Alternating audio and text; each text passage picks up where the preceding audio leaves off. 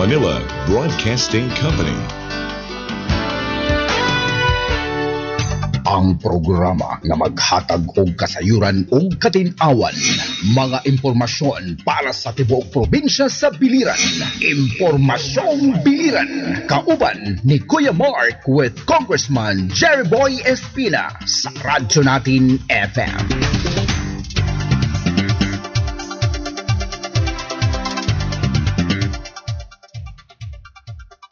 Malipayong adlaw, payong buntag kaninyong tanan, maayong bag-o nga tuig. Kumusta kamo? Hinaut-unta nga na amo sa maayong kamutangan, no? Haluyo lang gihapon sa atong giatubang nga mga challenges. Pero bag-o nga tuig pagkakaron, New Year, kumusta ang inyong pag-celebrate sa inyong tagsa-tagsa nga mga panimalay, tagsa-tagsa nga mga puy-anan? Kumusta ang inyong pag-celebrate? No, sa atong New Year, so naata sa new normal. Kumusta ang inyong new normal, new year? Oh, anyway, welcome sa atong tulumanon every Saturday ang Impormasyong Biliran. Of course, kauban ninyo si Kuya Mark nga na pagkakaroon dili naton makauban ang ato congressman si Congressman Jerry Boy Espina mahitungod kay naa siya'y mga bisita, no, pagkakaroon. Then bisag naay mga bisita si Congressman Jerry Boy Espina, padayong paghihapon ang iyang panghatag sa atong mga kaigsuunang Biliranon, labi na gyud sa mga bulig nga kinahanglanon sa tibuok nga probinsya sa Biliran. Anyway, welcome diri sa 103.9 Radyo Natin Abal, ang Impormasyong Biliran, ang programa nga maghatag kaninyong kasayuran, impormasyon kung unsang gihimo o gibuhat, no, nga mga pitad sa atong minahal nga congressman diri sa Lone District sa probinsya sa Biliran nga si Congressman Jerry Boy Espina. So standby lang mo din ha, no, para sa atong mga kaigsuunang tigpaminaw, tinggalin susunod kini nga atong programa. Mga pila lang ka minutes, no? Aton ikaupod ang ato provincial director sa Biliran Provincial Police Office, pinaagi kang police Colonel Julius Coime. Kitay mangayo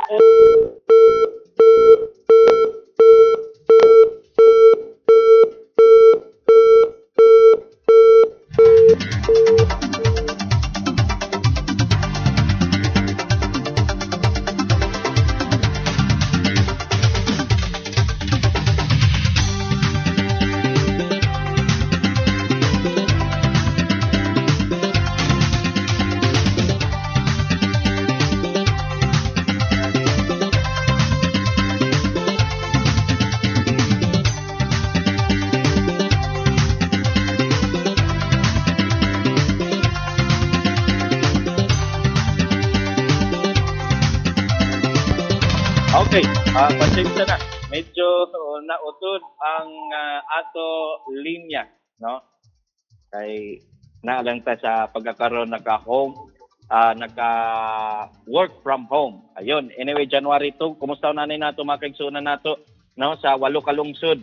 Oo, diri sa tibuok nga probinsya sa Biliran, unahon nato ato mga kaigsuunan diha sa Almeria, kundi diha sa Almeria na isa nga barangay dinha, no?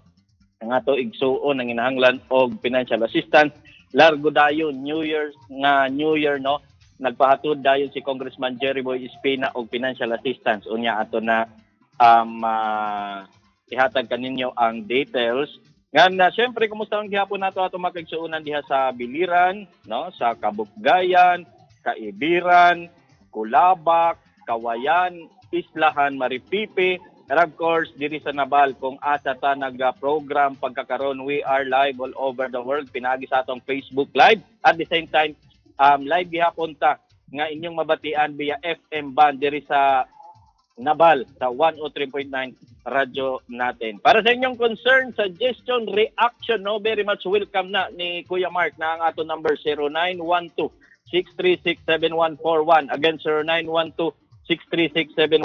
Mauna ang inyong avenue, ha? Mauna ang inyong dalan para kita maghiusap kini nga atong programa pagkakaroon nga adlawhan na Sabado, first Saturday this New Year. First Saturday this month.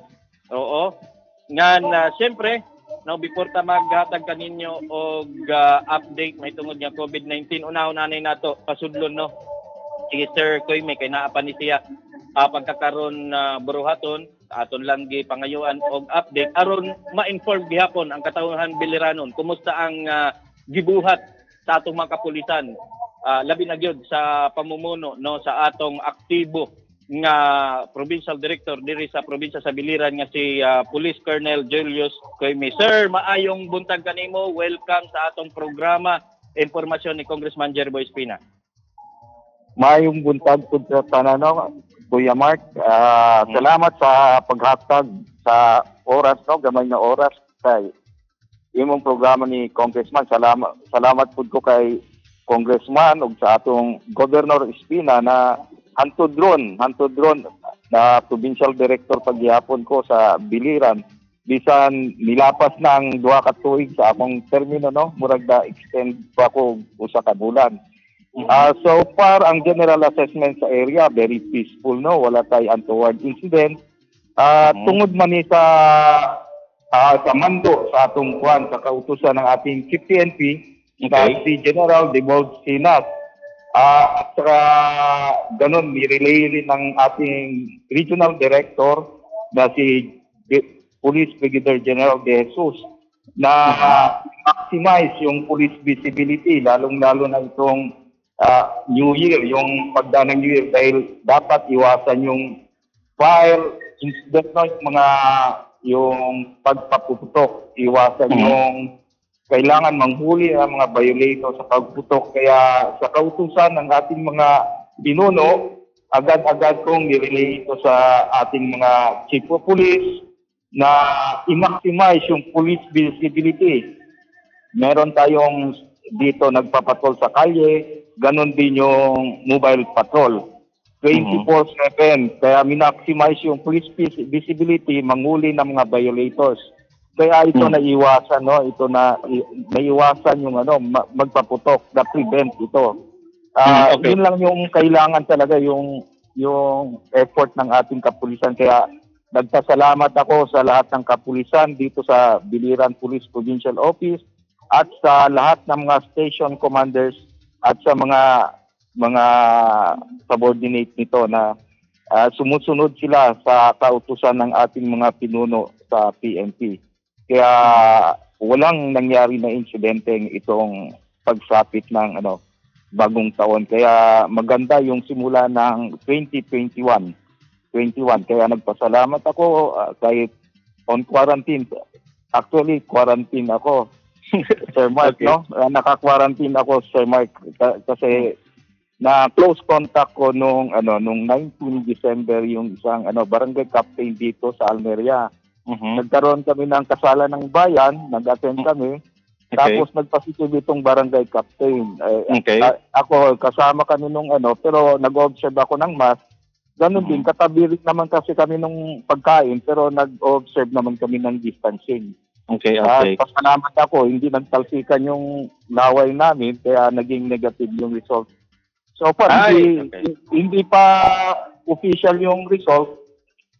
Initial, kaya na on quarantine pa rin ako, Sir Mark, at tagapagpakinig. Pero initially, informed na ako nung nurse na hindi pa official yung result, pero dahil nagtiwala naman ako sa kanila, on quarantine pa rin ako. Lunes, ilalabas nila yung result. Yep, yung final result. Mahirap din pala, yung... Okay. So, nautod mga kaigsuunan ang ato linya ni Police Colonel Julius Coyme, ato lang huwat-huwaton sa iyang pag-return sa call, no? So, bisag na quarantine si Sir Coyme, no? Padayon paghihapon ang iyang pag-monitor sa tagsa ng mga police station, no? Diri sa Tibuok.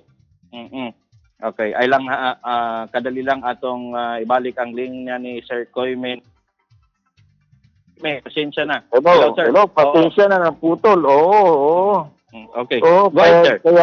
Kaya yung pakiusap ko sa ating mga sa ating mga kababayan, sa ating dito sa lahat ng biliranon, makinig lang sa sa pananawagan ng mga health workers, no, yung kina doktor na mag-observe parati ng protocols na suot ng face mask, face shield, tapos yung social distancing para maiwasan natin itong pandemic, yung makuha natin yung virus. Mahirap na naranasan ko mag-quarantine, napakahirap pala, no, yung magkulong ka lang. For 14 days, ano sir? So yung 29 ako, 14 days yung ano.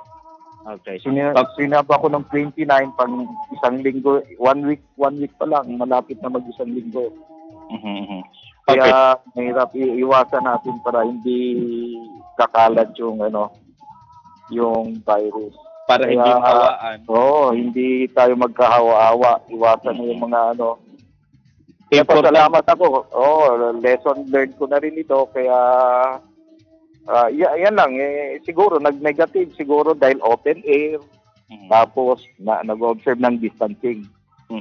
So, parang ano din neto sir, gabay na din doon sa ating mga kababayan ngayon na nakakapakinig, no, na kailangan talaga sumunod tayo sa protocol, kahit nga tayo nagkakaroon ng distancing, may time pa rin, no, na tayo mahawa nitong virus, di ba?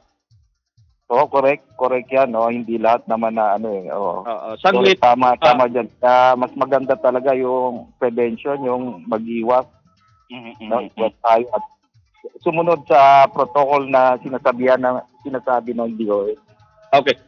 Siguro, sir, i-ano lang natin. So, lahat ng general assessment sa PNP Biliran Provincial Police Office, wala tayong mga incidenteng na involved sa paggamit ng, like for example, yung ligaw na bala na mayroon na tamaan dito sa Biliran. Wala tayong mga ganon na report, sir.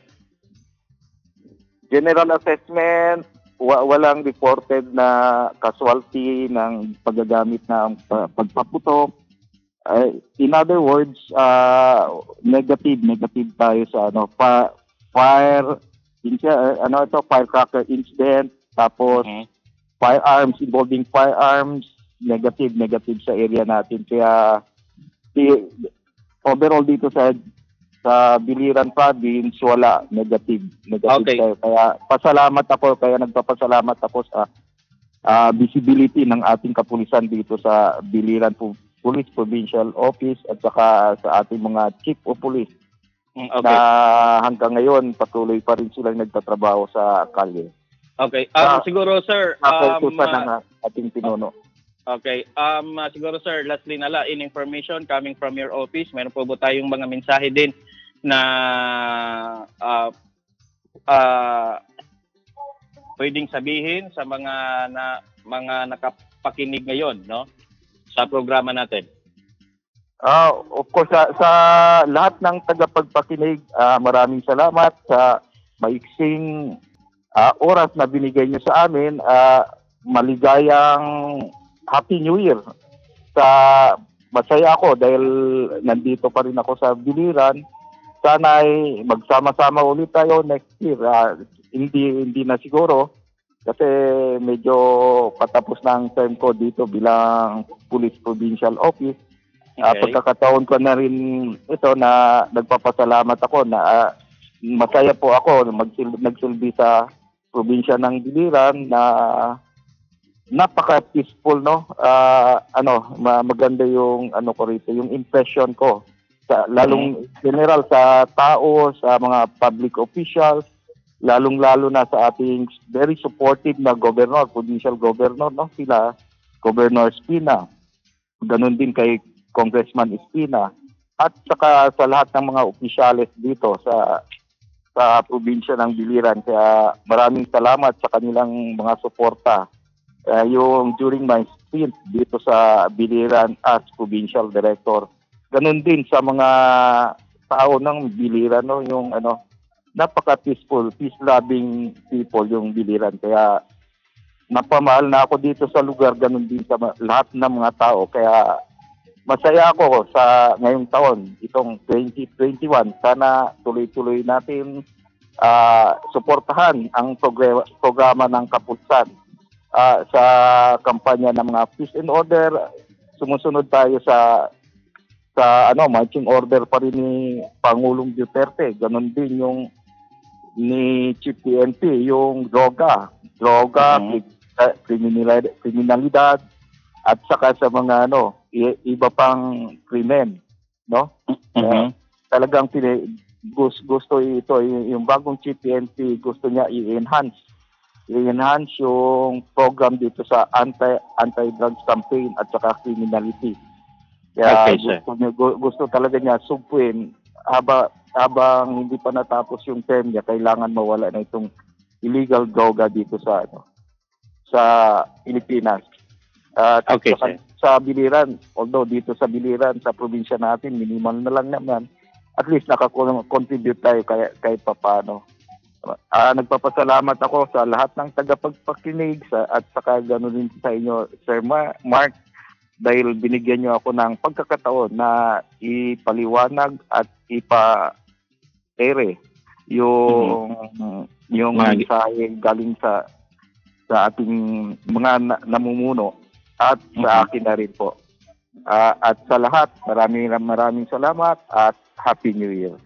Okay, ganun man din, sir. Maraming salamat din. At least time to time na kailangan ka namin, nandyan ka para makakuha kami ng information galing sa inyong office po. Okay, maraming salamat, Sir Mark, at magandang tanghali.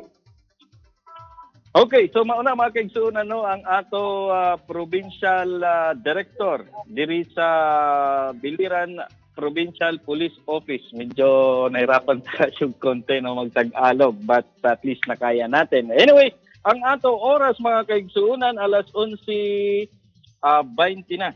Karon nga morning before ta maghatag kaninyo og kadugangan nga mga information, unahon anay nato ang ato nakuha nga balita gikan sa Department of Health Eastern Visayas, kundiin as of 9 a.m. kanina, January 2, the Department of Health Eastern Visayas reports in the region of total COVID-19 cases at 11,415.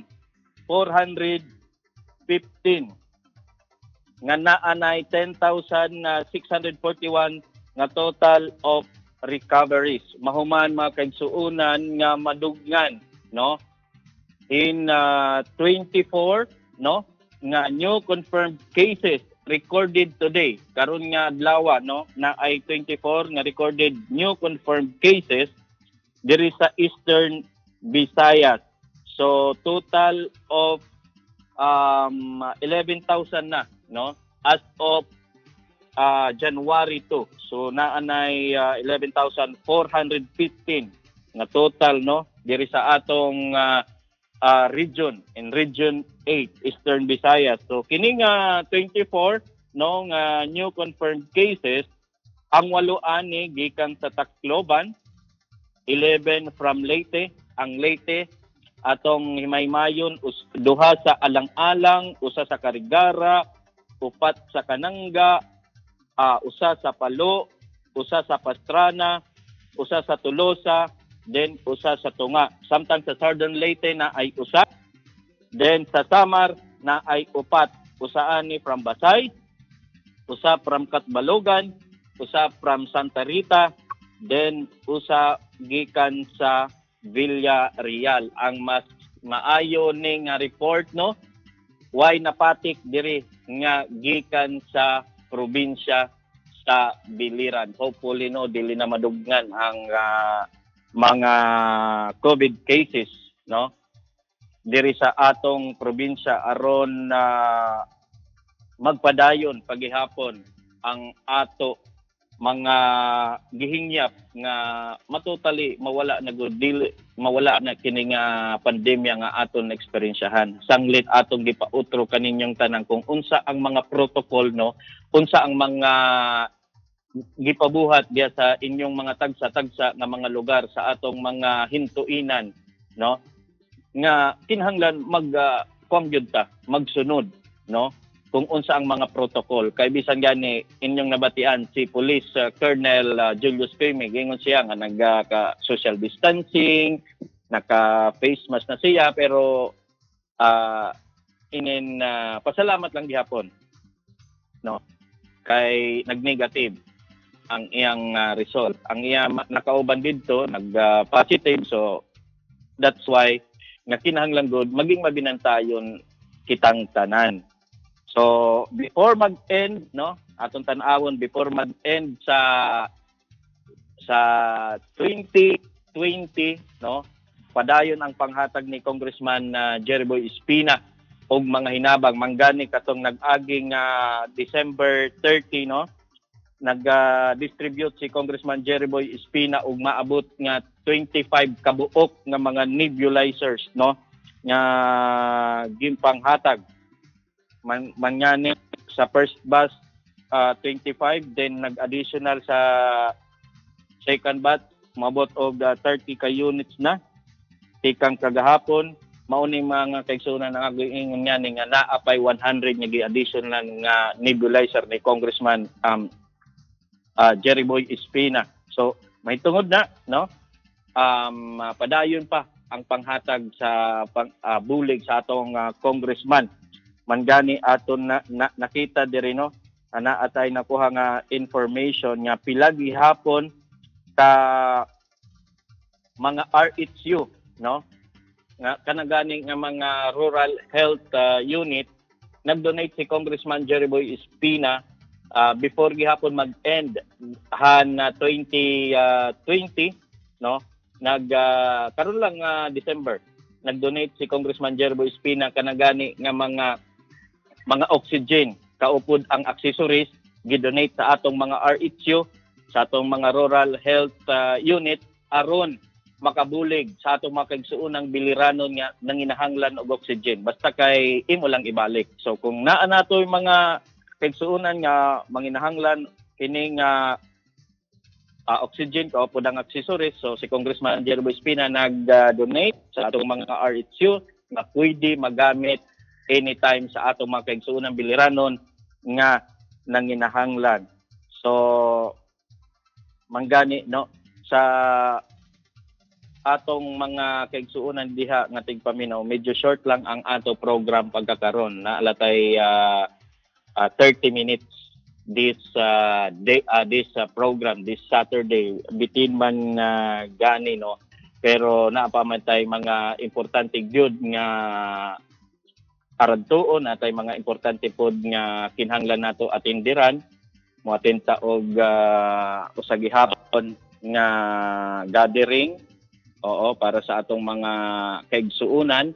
Diri ni siya kuan kay mga social gathering kay mga taga from the other media, so mag-attend ta. So that's why naalatay 30 minutes this day.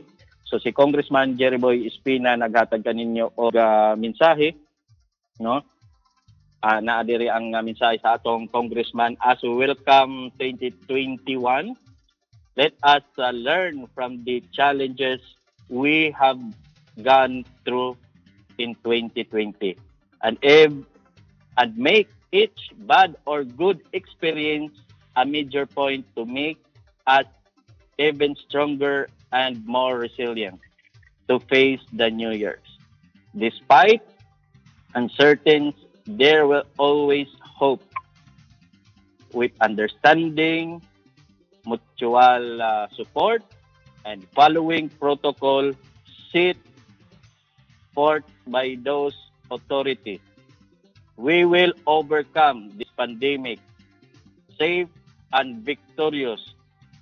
From your Congressman and Espina family, Happy New Year to you and all of Biliranon and families. So mauna mga kaigsuonan, no, ang ato mensahe sa atong congressman. So tanan ining aton eksperyensyahan, no, nga katong nag-agi nga tuig no? Timuon nato nga maging rason, no, para kita maging aggressive pa this coming 2021. Then ma-overcome naton, malampasan naton nga tanan kay kini nga aton na eksperyensyahan nga tanan kuno nga problema na ay kasulbaran. Importante lang ang paghiusa ngan kung unsa ang mga sagdon kaninyo, unsa ang mga lalong-lalo na karon no kay naa ta sa pandemya, unsa ang mga protocols aton sundon aron makaiwas ta kini nga atong giatubang problema sa tibuok nga kalibutan kini nga pandemya. Kinahanglan gud mag-follow kita, magsunod ta kay dili lang ni para sa imong kalugaringon kundi para gihapon ni sa imong pamilya, sa atong mga kasangkayan o sa tibuok nga mga katawhan, lalong-lalo na diri sa tibuok nga probinsya sa Biliran. Murag magkuang ko kaninyo karon ha, mag-excuse ko, no, kay 30 minutes lang ang ato program pagkakaron kay naapatay atindiran. So hopefully this coming Saturday, no, mas maayo na. Then kung naa mo yung mga concern, again, i-text ninyo. Si Kuya Mark, very much welcome. Kung naay mga concern, suggestion, no, i-text lang 0912-6367141 to improve kini nga atong programa. Then makasabot gihapon ko kaninyong tanan diha nga nakapaminaw kung unsa pang ato buhaton aron mas mapurupay pa kini nga atong programa, din ma-wider ang ato pagpadangat og mga information. Then makakuha gihapon ta kung unsa ang kinahanglan og mga concern ninyo diya sa inyong tagsa-tagsa nga mga lugar. Anyway, ako temporaryo nga manamilit kaninyong tanan nga nagaghat tubtob sunod nga higayon kita gihapon magkaurusa kini nga atong programa Impormasyong Biliran. Pangaran ni Congressman Jerry Boy Espina, karaman si Kuya Mark permanente nagaingong kaninyo bisag unsa ang ato buhaton, Diyos ang unahon na Happy New Year kaninyong tanan, nga may God bless us all, bless probinsya an Biliran. Maayong paniudto kaninyong tanan. Bye-bye.